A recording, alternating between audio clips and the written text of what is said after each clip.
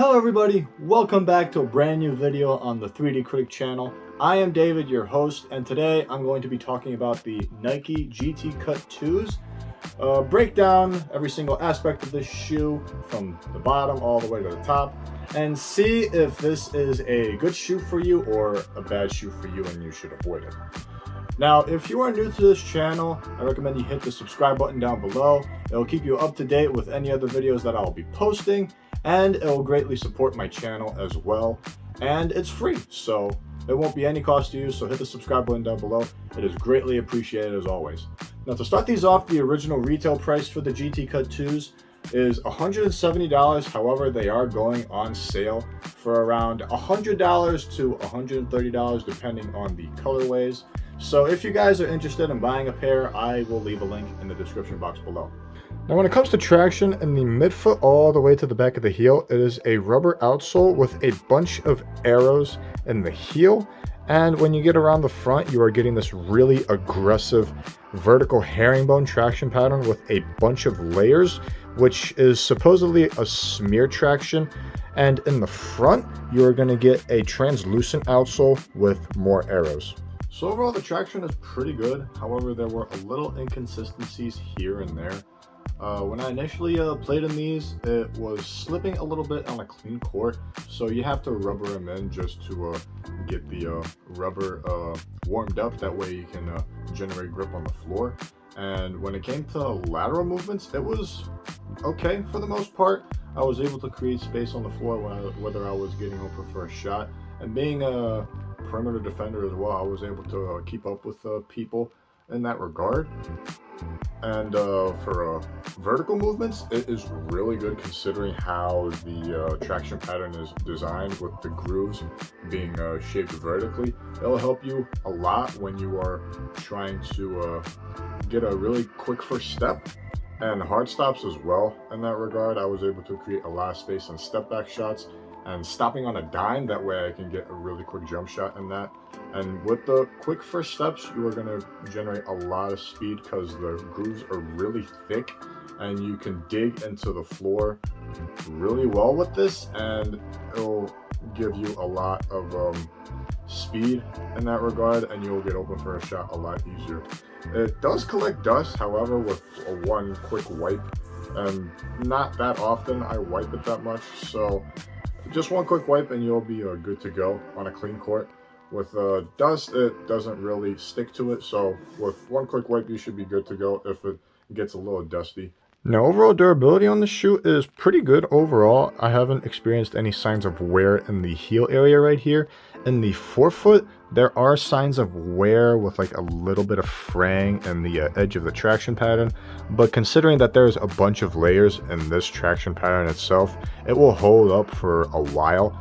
However, in the toe box area, there is a little bit of fraying with the arrows right here, as you can see.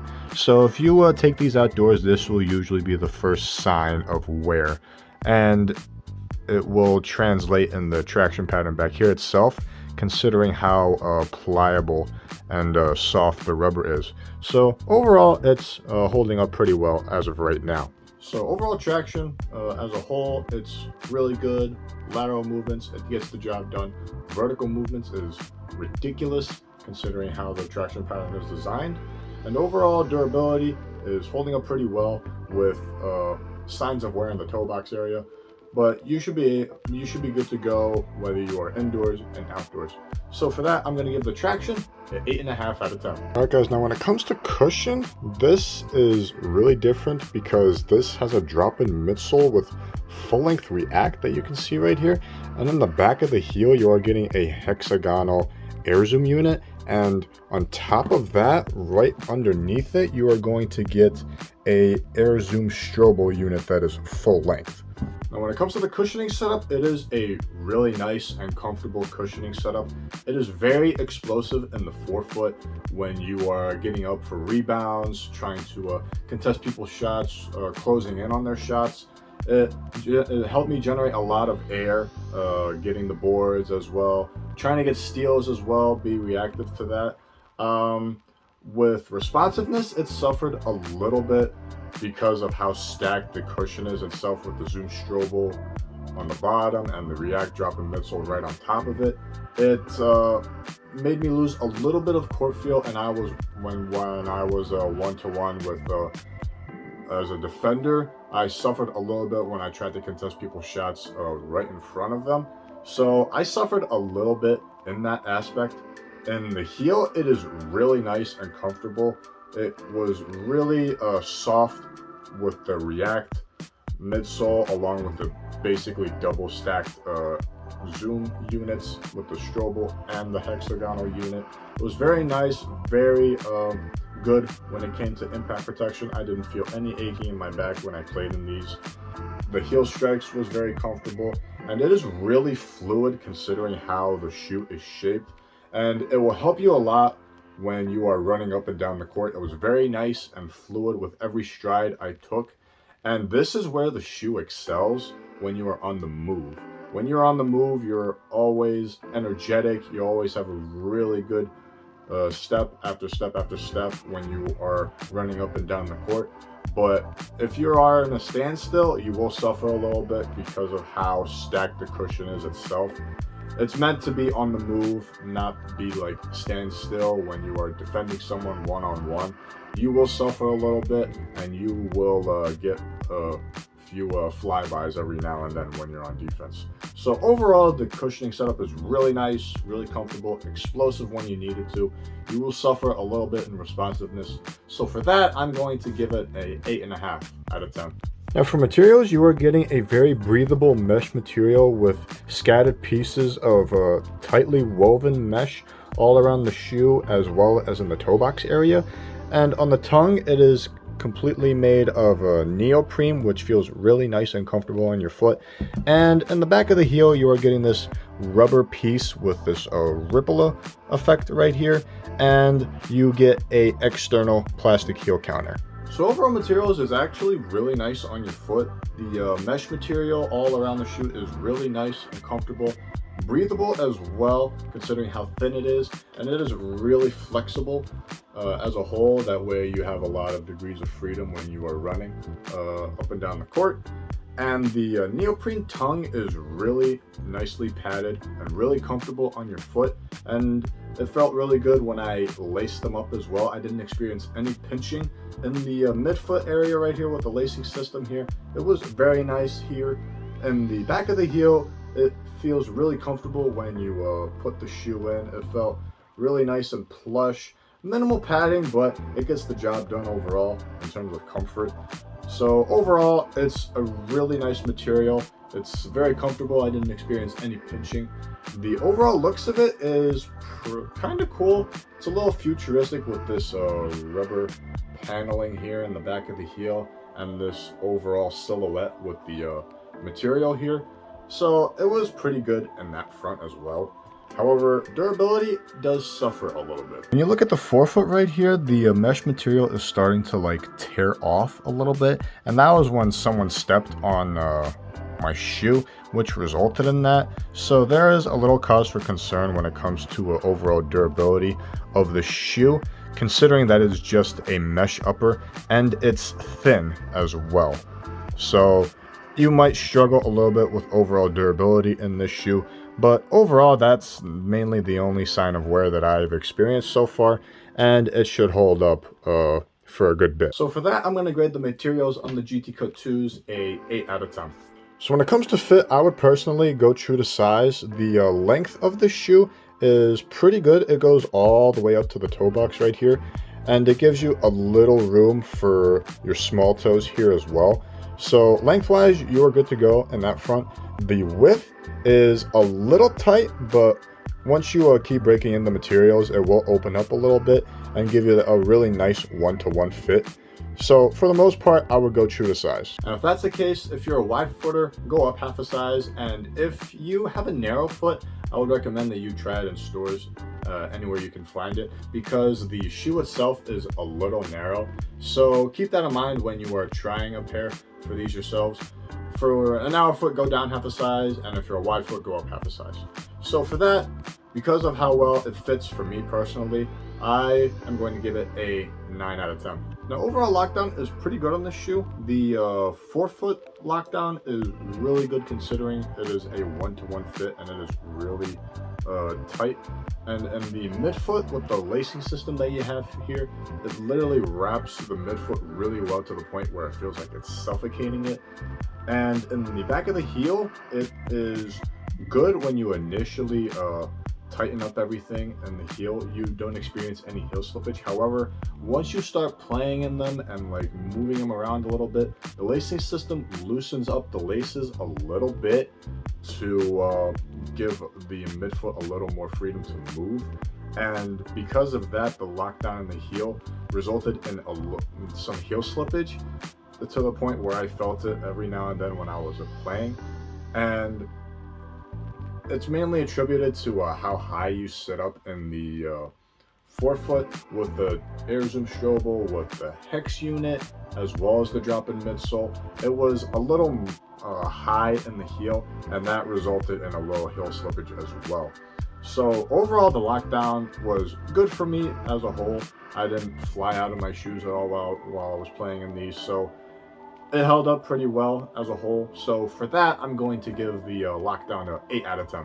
For support, you are going to get a bottom-loaded TPU midfoot shank plate that goes to the back of the heel, which helps with the overall torsional support and stability. The outsole itself is pretty wide and it gives you a really good stable base. For lateral support, you are going to get a midsole bulge. It doesn't really have an outrigger, but it bulges out a little more to prevent any ankle rolling. And the drop-in midsole, you feel it right here with the sidewalls of the midsole, which provides a little more support laterally. And the support itself with the materials, you are going to be really good in that regard as well. And in the back, you are going to get this really big plastic heel counter, which is external, not internal, which helps with overall heel support, and it prevents the heel from moving side to side. And because of all these support features, it actually holds up pretty well as a whole. The base is wide enough that way you are stable when you are running up and down the court and coming down on your own 2 feet when you are crashing the boards. The torsional support is good as well with the overall stability of the shoe as well. However, when you are teetering a little bit in the midsole here, you will roll your ankle a little bit, but it wasn't severe to the point where it was rolled over completely and I had to stop playing. I was able to play in these after that happened. And the overall lateral support with the drop-in midsole sidewall here helps with the lateral support. That way you won't roll your ankle any further as a whole. And the support from the materials holds up pretty well considering how thin the material is as well. And in the back of the heel, I didn't experience any side-to-side heel action sliding in the back of the heel as well. So overall, it was pretty good. It was a little surprising considering how high you sit in the shoe itself. And considering that it is a low top, I thought it would be more prone to me rolling my ankle. But I was surprised it didn't bother me that much. So for that, I'm going to give it a 8 out of 10 overall. Now, to sum everything up for you guys, it is a good basketball shoe, but a little confusing in my opinion. Let me explain. The traction overall is really good when it comes to vertical movements. It works really well with hard cuts to the basket, hard stops and step back shots as well. You're really going to excel at that. With lateral movements, it is okay because of how the traction pattern is set up vertically rather than laterally. If it blended the two together, it would have been perfect in my opinion, but it gets the job done as a whole. The cushion is really good, but at the same time, it feels out of place with this kind of shoe considering that it's a low top. I feel with the cushion setup that is placed in here, I would think that it would have been like a high top shoe, a more maximalist type of shoe, more supportive. I feel like the top half and the bottom half don't go well together, but once you keep playing in this, you will get used to it. It took me a while to get used to, and while I got used to it, I was able to understand what kind of shoe it is and what kind of play style I have to adapt to. With the cushion, it's really good when you are moving around a lot. but standing still, it's lacks responsiveness as a whole. So if you are someone that likes to move around a lot, be active with your own 2 feet, running up and down the court in transition, cutting to the basket really fast, you will generate a lot of speed when you are running in this kind of shoe. And overall materials, it is pretty good. It holds up pretty well. It's pretty average in my opinion. It doesn't complement the bottom half of the shoe, but it gets the job done. So if you like the shoe, like the cushion, traction, and everything about it, I would absolutely recommend it. But there are other shoes that are better than this in my opinion, so keep that in mind. And that's all I have to say for the Nike GT Cut 2s. Thank you guys for watching this video. Leave a like if you enjoyed it. Comment down below on your thoughts on the GT Cut 2s, any experiences that you have had with them, along with any other questions that you might have. Comment down below also which GT line of shoe you think is the best out of the run, cut, as well as the jump. I would like to hear your thoughts on that. If you want to support this channel, hit the subscribe button down below. It is greatly appreciated. As always, I appreciate the support.